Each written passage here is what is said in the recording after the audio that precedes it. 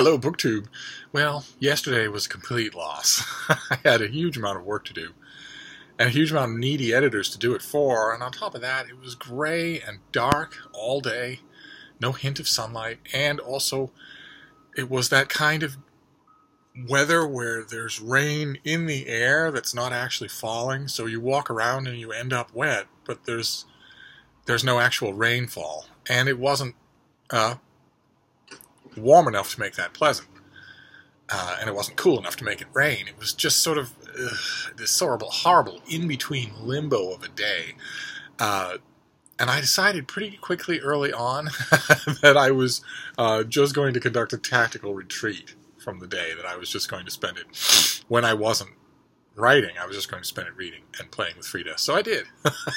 But I'm back now, and I'm hoping that now that the regular week has commenced, oh, I tell you, first thing this morning, hearing actual traffic in the street, hearing the construction crews back at work, knowing that there were delivery vans out doing their job all day long, it felt wonderful.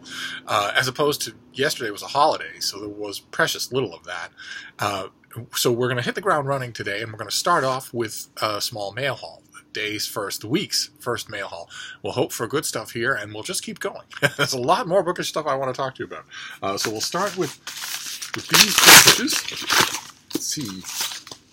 And of course, we'll start with the Bean, who also had a completely low energy day yesterday and is ready to make up for it today. All right, so we saw this in advance copy. This is Marilla of Green Gables by Sarah McCoy. A marvelously entertaining and moving historical novel set in rural Prince Edward Island of the 19th century. And it follows the young life of Minster, Maria Cuthbert, and the choices that will open her life to the possibility of heartbreak and unimaginable greatness. And I remember thinking at the time, I haven't read it yet, of course, I remember thinking at the time that it's probably best served by an Anne of Green Gables fan, someone who really knows the books and loves them. And I want to stress here, very first thing out of the gate, very first mail haul, the very first day of the week, I want to stress that if one of you is an Anne of Green Gables mega fan and has often wanted to write reviews, I am the editor of a literary journal, and we would welcome the chance to work with you. So feel free to sing out in the comments field. This is the sort of thing that always gets to me, because as much as I like being a wide-ranging reader and having an open mind to everything that I get in the mail, as much as I treasure that in myself, I do recognize that there are areas of expertise, and that I don't have all of them.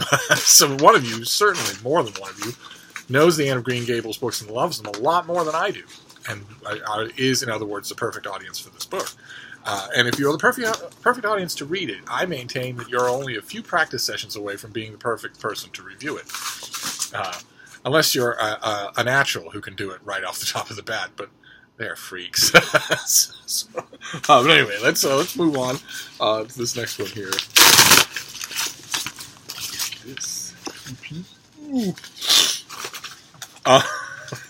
Oh my. Okay. Okay, I requested this. This is due in March. Bean, do we have a pub sheet for this thing that you're going to get to eventually? No? No, okay. No pub sheet.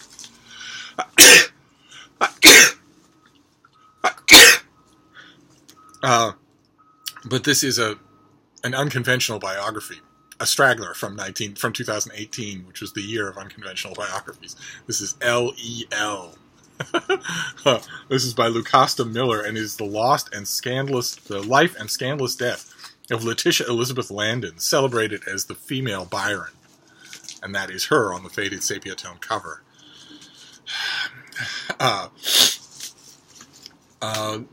Letitia Elizabeth Landon, pen-named L.E.L., dared to say it and made sure she was heard, and the thing she dared to say was, "None among them dares to say what none will choose to hear."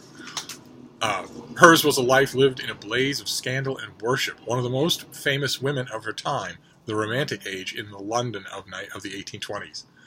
and her life and writing on the ascendancy as Byron's ascendancy came to an end. Elizabeth Barrett Browning referred to L.E.L., unrivaled among women poets, for her raw, bare powers. Edgar Allan Poe saw her genius as self-evident. Heinrich Heine admired her, the Brontes worshipped her, and wrote their novels inspired by her voice and sensibility. Virginia Woolf commissioned a book about her for her Hogarth Press. Lucasta Miller tells the full story and recreates the literary London of Landon's time. She was born in 1802 and was shaped by the aftermath of the Napoleonic Wars, a time of conservatism when values were in flux. She began publishing poetry in her teens and came to be known as a daring poet of thwarted romantic love. We see L.E.L. as an emblematic figure who embodied a seismic cultural shift, the missing link between the age of Byron and the coming of Victorianism. Doesn't that sound good? So I will be reading this in the new year. A person I'm sure that I have never read a biography of L.E.L. before. I'd be willing to bet I've hardly read anything written by L.E.L. before, except maybe a fugitive entry in some big collection of verse. So it'll all be new to me. It'll all be an adventure, and that's just wonderful. All right, so let's move on here. We have a piece of historical fiction that I should have gotten to long since, and a biography that I won't be getting to for a while. And a hungry little schnauzer. So let's see. Oh, okay, very good. I requested this as well. This is due next year, and it's a historical novel. It's a debut, I believe. But okay, it's We Must Be Brave by Frances Liardet, and I think this is her first English language, her first American novel. The first time she's appeared in an American publisher. Let's see here. This comes out in February. British writer Frances Liardet grew up in the Hampshire countryside, where she first learned about the ravages of war. Family members who had survived World War II shared indelible... Oh, so she's not translated at all. Okay. Who had survived World War II shared indelible memories of the bombings, rationing, and dislocation that had a lasting legacy on an entire generation and their children. Years later, the author would know boundless joy, intense pain, and everything in between on her journey to motherhood. Now, she mines her personal experiences and her region's local history in a stunning novel that spans the 20th century. This is her American debut, and the book delivers an unforgettable and achingly authentic portrait of love and loss across the decades. As We Must Be Brave opens, the fear and destruction of the Second World War have landed in Upton, a rural village 15 miles from coastal Southampton. In late 1940, the German Southampton Blitz has forced a disorderly flight of thousands, taking any bus that can carry them to surrounding villages like Upton, where Ellen Parr joins her neighbors in providing comfort and temporary shelter. Newly married to a much older husband, himself a veteran of the First World War, 21-year-old Ellen has professed not to wanting children, but her heart soon experiences a seismic shift. And I'm sure that one of those refugees will have something to do with that. So this is a big, opulent historical novel for February, and it's part of a tiny spider sense trend that I'm detecting. I could be completely wrong. It's way too early. That 2019 is going to be very good for historical fiction. I will see, but that would be, of course, catnip for Steve. And then we have this last one. It's not a box. It's just cardboard. The bean will still love it. See. You have paper all over your face, little girl. Oh. All right, what have we got? Oh,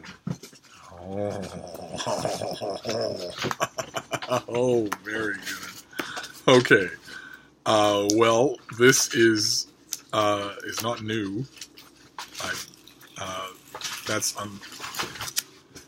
Okay. Well, I'm very glad to have this. That it's wonderful whether it's new or not. So this comes out in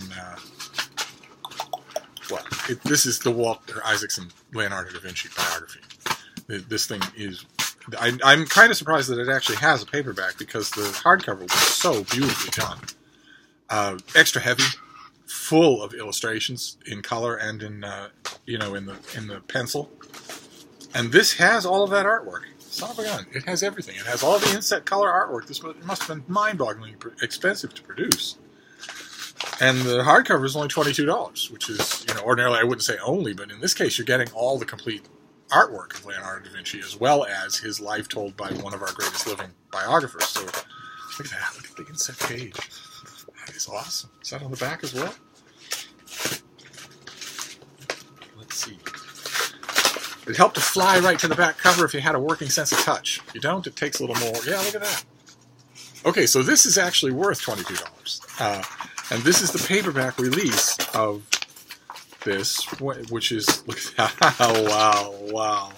The first page of the pub sheet is entirely blurbs. Everybody blurbed this. I did not review this for the Christian Science Monitor, but somebody else did. Let's see here. And they said, Isaacson, to his credit, helps us to see Leonardo's artistic vision with fresh eyes. But this got reviewed by everybody, just everybody in the world. And this paperback comes out in early October. Okay, so this is out already. This is in bookstores already. Great. I had the advanced copy, and I read it and loved it. And then I had the finished copy, that beautiful finished copy. And one of you actually mentioned that you were dying to get it, but that it was so expensive, and that you need some time, but that he was your favorite person to read about, and this looked like a great book. And I wrote back and assured the person that it was a great book, and then I sent it to them. So I didn't have any copy of this book, and now I do. And I'm perfectly happy to have a nice solid paperback if it has all the stuff that was in the hardcover. So that's wonderful.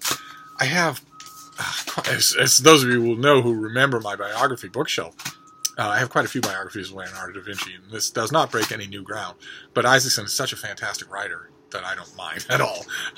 I've been wondering lately if I should do a biography bookshelf tour again, for two reasons. One, there's a lot more people here than there were the last time I did it, and two, the biography bookshelf itself has changed. It's shifted around. There've been additions, there've been subtractions, so it wouldn't be exactly the same books in exactly the same order. My book collection is not like that.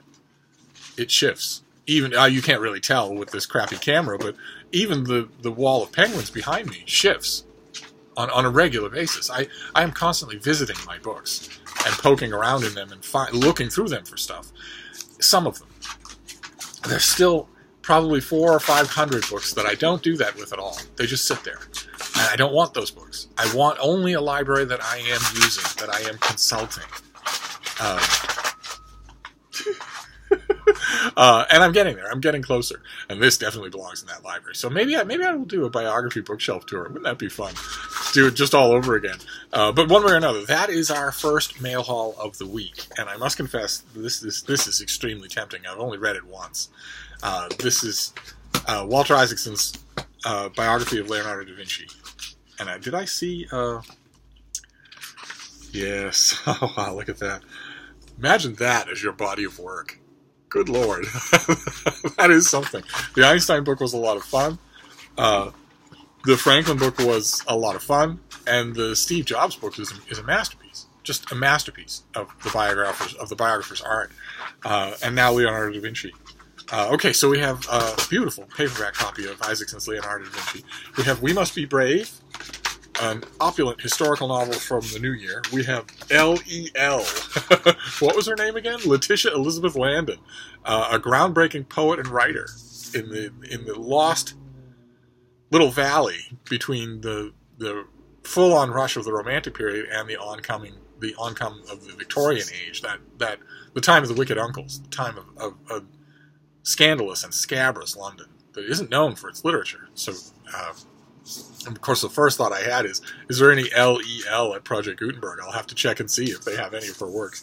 And last, Marilla of Green Gables, a pastiche novel set in the Anne of Green Gables world that one of you certainly knows better than I do. So that's not a bad first mail haul of the week and of the day. 2 biographies. And 2 works of historical fiction. No slim volumes of poetry, no stylistically inventive, jagged, my laundry list of resentments contemporary fiction that's explicitly autobiographical. No, nothing like that. Instead, just two types of reading that I really love. I'm going to take that as an encouraging note that the day and the week is now started in earnest, and that yesterday was just sort of a timeout, because yesterday was awful. But now we're back in business, so we have lots more to talk about. So I will be seeing you soon. Thank you, BookTube.